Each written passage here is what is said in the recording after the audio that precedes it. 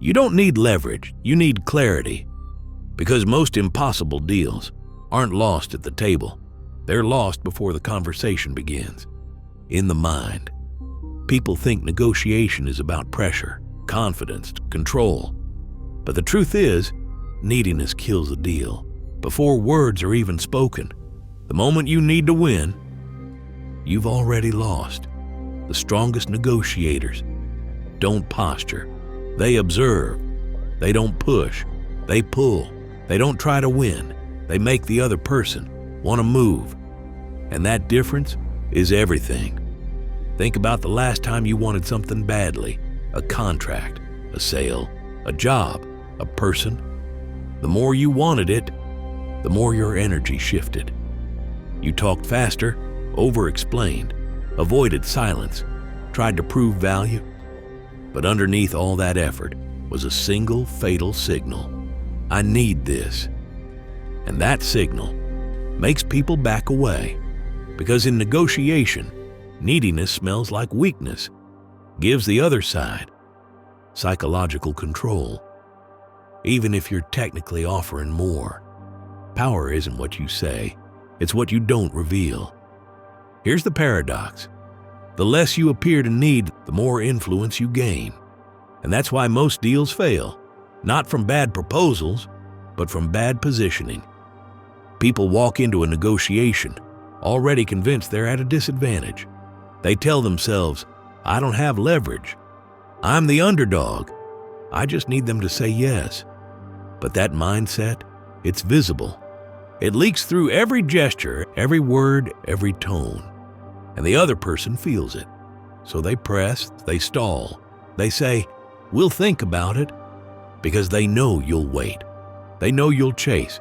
The truth is, leverage isn't external. It's energetic. It's not how much you offer. It's how calm you are when they say no. Think about high-level FBI negotiators. They deal with terrorists, kidnappers, psychopaths. They don't come in shouting. They come in still. They slow everything down. Because urgency is weakness, and clarity terrifies people who want chaos. So before you ever pitch anything, ask yourself one question. What happens if this doesn't work? And if your answer is panic, desperation, identity crisis, then you're not ready to negotiate. You're ready to beg.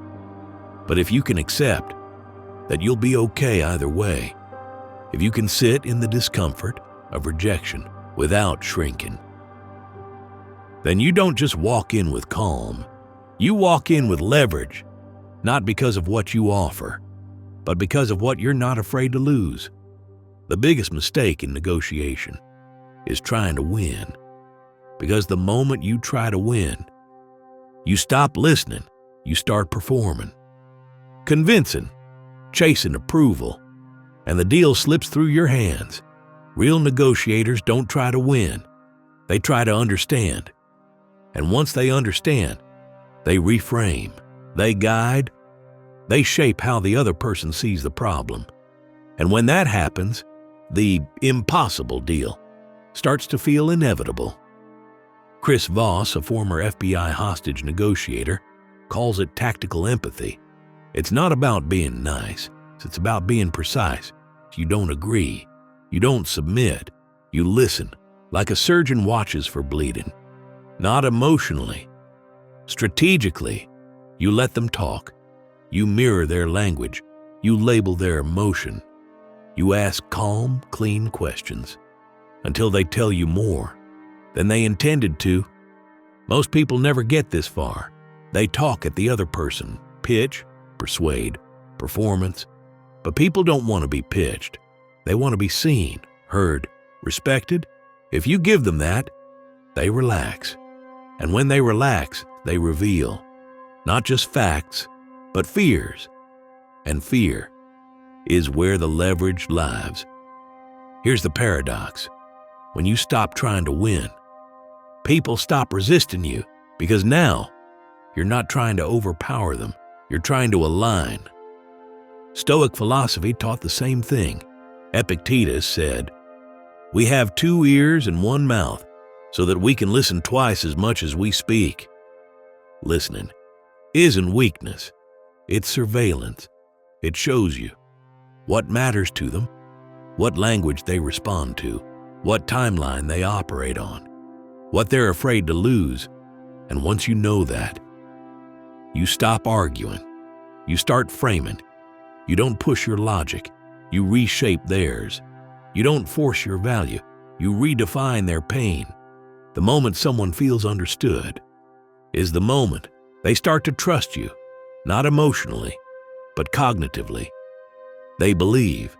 You see the picture they see, and that makes them open to new angles, not because you force them, but because you join them. And that's how deals move.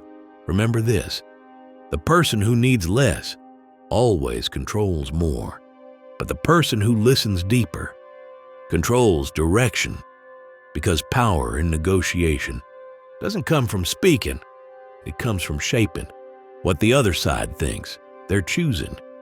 In negotiation, truth is not enough, because people don't act on truth. They act on what they believe is true.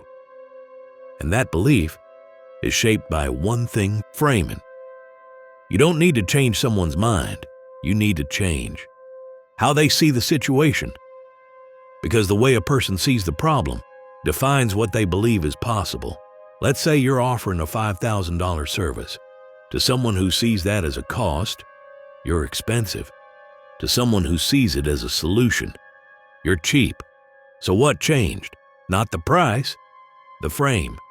Framing isn't manipulation, it's architecture. It's how you define the space they're standing in. If they think they're buying a tool, they compare you to competitors.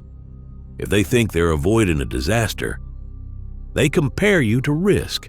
The same offer, radically different outcomes. Behavioral psychology proves this. People respond more strongly to loss than to gain.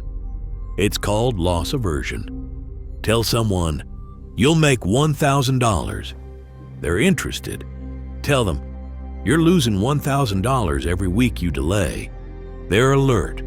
Same logic, different frame. Anchoring is another tool.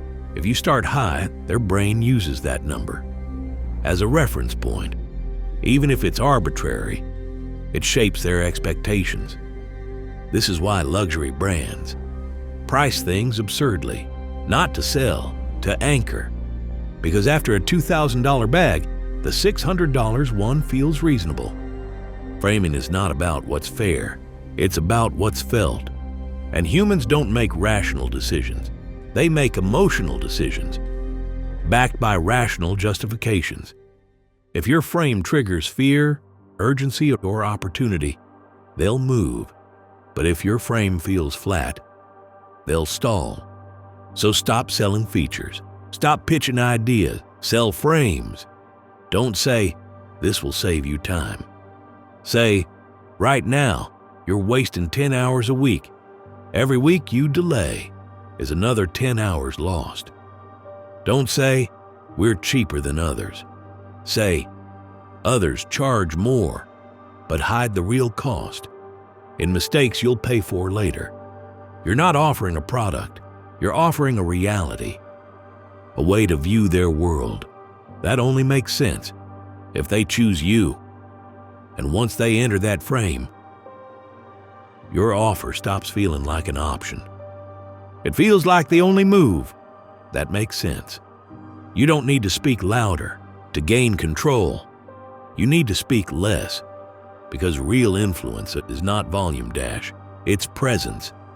And the most powerful negotiators don't project pressure, they create gravity. Let's break this down. First, tactical empathy. Most people misunderstand empathy. They think it means weakness, concession, submission. But tactical empathy is a weapon.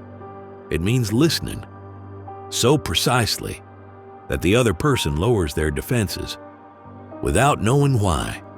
You don't try to win. You reflect, you validate, you create space. And in that space, they reveal what they're protecting. their fears, their needs, their pressure points. Voss calls this labeling the emotion. When someone says, "We're not sure it's the right time," you say, "Sounds like timing is a real concern for you." That sentence is an agreement. It's recognition. And recognition creates alignment. Now they feel heard, which means they stop resisting, because people fight to be understood. Once they feel they are, they stop fighting. Second, silent authority. This is where most people fail. They overtalk, over-explain, fill every silence with value. But silence is not emptiness. Silence is dominance. Because in silence, people reveal more than in words. They fill the space. They start to doubt. They renegotiate themselves. You just watch.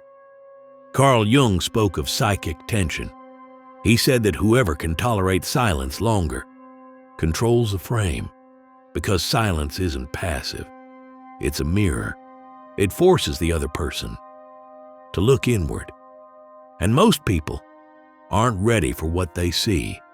Strategic silence does three things. It shows confidence. Only someone in control can stay calm in stillness. It forces response. Humans hate unresolved tension. They'll talk just to make it go away. It reveals hierarchy. The one who speaks first often breaks position. Combine this with tactical empathy, and you're no longer negotiating. You're conducting. The conversation bends to your rhythm. The tone becomes yours. You pull dash without force, because true power is never pushed. It's felt. You don't need to say more. You need to say exactly enough. And then wait. Let the silence work. Let their mind fill the gap. Let them feel the weight of your calm. And in that stillness, you'll hear what no words could reveal. Their real reason, their real resistance, their real decision. You don't close impossible deals by trying harder. You close them by thinking differently, not by overpowering, but by reframing. Not by demanding, but by revealing. Not by forcing the answer, but by asking the right question at the right moment in the right tone. Most people think negotiation is about power, but true negotiation is about perception. And when you control perception, you control outcomes. You don't need the upper hand. You need composure. You don't need more arguments. You need better timing. You don't need perfect logic. You need to understand what the other person actually fears. Once you know that, you're no longer guessing. You're guiding. So the next time you face an impossible deal, remember, speak less, watch more. Don't rush to be heard. Rush to understand, then frame, anchor, reflect, pause, and let silence do what pressure never could. Share this video with someone who thinks negotiation is about talking more, when it's really about listening better. Comment below, "I negotiate with silence and precision." Because deals aren't won with words, they're won with strategy. And the best strategy is invisible. The journey continues in the next video, because this wasn't about closing a deal. It was about opening a new level of clarity, presence, and control.